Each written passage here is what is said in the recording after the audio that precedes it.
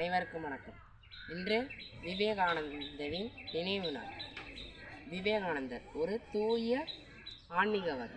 அவர் எப்பயுமே அறிவாளியும் கூட. அவர் 100 இளைஞர்களை தாருங்கள், இந்த நாட்டை நான் வல்லரசாக மாற்றி காட்டுகிறேன் இருக்கார். அவர் விவேகானந்தர் சொல்லியிருக்காரு. ஒரு நாள் நதிக்கரை ஓரமாக அவர் போயிட்டுருக்காரு விவேகானந்தர். அப்போ இளைஞர்கள்லாம் இந்த துப்பாக்கியை வச்சு அந்த மீனை சுடுறதுக்கு பார்த்துக்கிட்டு இருக்காங்க. யாராலையுமே சொல்ல முடியல. விவேகானந்தர் கேட்டிருக்காரு, என்கிட்ட கொடுங்க, நான் சுட்டு காமிக்கிறேன்ட்டு. உடனே அவங்களும் சொல்லிகிட்டே கொடுத்துருக்காங்க. ஒரு துறவியால் எப்படி பண்ண முடியும்னு சொல்லி சிரிச்சுக்கிட்டே கொடுத்துருக்காங்க. அவர் கரெக்டாக வச்சு அடித்ததுமே மீன் இதாகிடுது.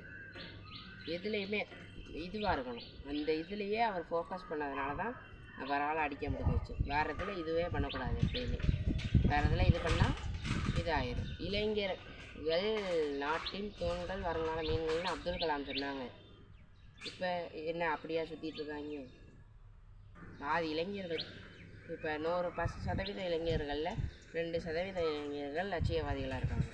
மற்றவங்க ஃபுல்லாக கலர்ட்டு விட்ட மாதிரி திரிறாங்க. அவ்வளோதான். அதனால் விவேகானந்தர் நினைவு நாள் அன்னைக்காச்சும் லட்சியவாதியாக மாறுவேன் நினச்சி உறுதிமொழி எடுப்பீங்கன்னு சொல்லி நன்றி கூறி விடைபெறுகிறேன். நன்றி, வணக்கம்.